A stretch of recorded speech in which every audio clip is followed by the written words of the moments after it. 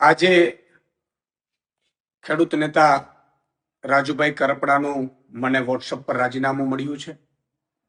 મારે વાતથી નથી, પરંતુ એટલું ચોક્કસ કહીશ કે રાજુ કરપડાએ હળદરથી લઈ અને જે મુદ્દાઓ ખેડૂતોને ઉઠાવ્યા, હળદરમાં એક ખેડૂતોને ઉમ્મીદ પણ જાગી. રાજુ કરપડા, પ્રવીણ રામ અને 86 જેટલા લોકો ઉપર ભાજપે અત્યાચાર કર્યો, ભાજપે ખોટા કેસો કર્યા, ભાજપે ડરાવવાની કોશિશ કરી, ભાજપે ખેડૂતો ઉપર પણ માર માર્યો. અને ત્યાર પછી પણ આ ખેડૂતોમાં અને ખેડૂત નેતાઓમાં જોમ અને જુસ્સો રહ્યો. એમણે ખૂબ મહેનત કરી છે ખેડૂતોને લઈને.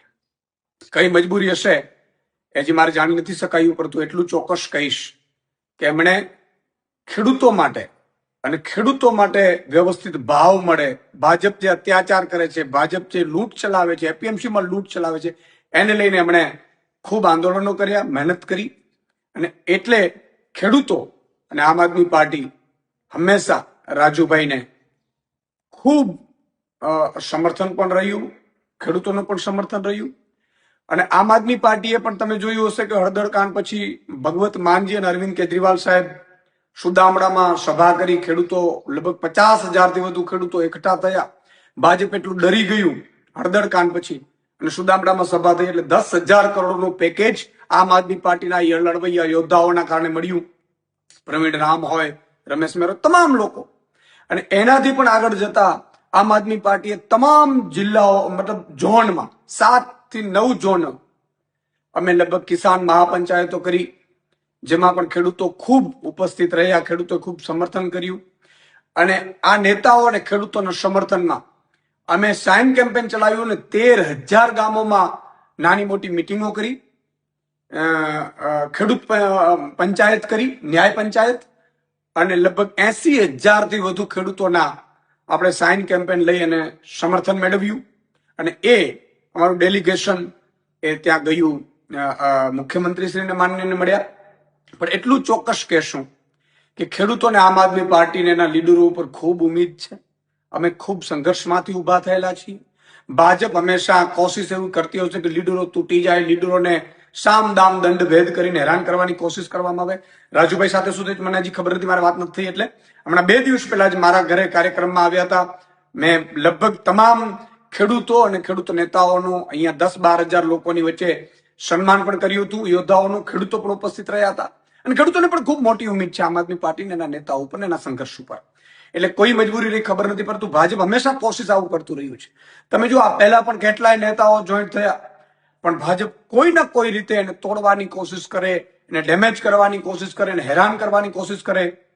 જેલમાં પણ અત્યાચાર આ ખેડૂત નેતાઓ ઉપર કરવાનું ભાજપ ચૂક્યું નહોતું.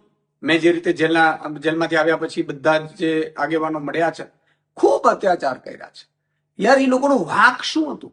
અને હજી પણ કેસોના દબાણો આન તેન. એટલે મને લાગે છે કે ભાજપ છે એ કોશિશો આવી કરતી રહેશે, પરંતુ આમ આદમી પાર્ટીને એનો એક એક નેતા અને એક એક સંઘર્ષશીલ ખેડૂત એ હંમેશા પોતાના સત્ય માટે લડતો રહેશે. રાજુભાઈ સાથે મારી વાત થશે, વાત થઈ નથી, પરંતુ એટલું ચોક્કસ કહીશ કે મજબૂત નેતા છે, ખૂબ મહેનત કરી છે, સંઘર્ષ કર્યો છે અને લોકો માટે લડ્યા છે. જય જવાન, જય કિસાન. સમાચારના માધ્યમથી મને જાણવા મળ્યું છે રાજુ કરપડાએ આમ આદમી પાર્ટીના તમામ પદ પરથી રાજીનામું આપી દીધું છે. ત્યારે મેં એમને સંપર્ક કરવાનો પ્રયાસ કર્યો, પણ એમની સાથે સંપર્ક થયો નથી. હું જ્યાં સુધી રાજુભાઈને ઓળખું છું ત્યાં સુધી એ ખેડૂતોના મજબૂત નેતા છે. આમ આદમી પાર્ટીમાં રહીને ખેડૂતોના ન્યાય માટે અનેક લડતો એમણે લડી છે. એમાંની એક લડત બોટાદ કડદા પ્રથા નાબૂદ કરવા માટે એમણે હળદરમાં આંદોલન કર્યું. એ દરમિયાન એમને 100 દિવસથી પણ વધારે જેલમાં પણ રહેવું પડ્યું. ત્યારે આ ભાજપ સરકારની નીતિ રહી છે, કોઈ પણ વિપક્ષના નેતાને ડરાવવાનું, ધમકાવવાનું, દબાવીને કઈ રીતના એમના તરફે લઈ જવું, કઈ રીતના આંદોલનને દબાવી દેવું, આંદોલનને તોડી દેવું, એ જ નીતિનો ઉપયોગ એમણે આ વખતે રાજુભાઈ કરપડા પર પણ કર્યો છે. જેના બસ થઈને રાજુભાઈ કરપડાએ રાજીનામું ધર્યું હશે એવું મને લાગી રહ્યું છે.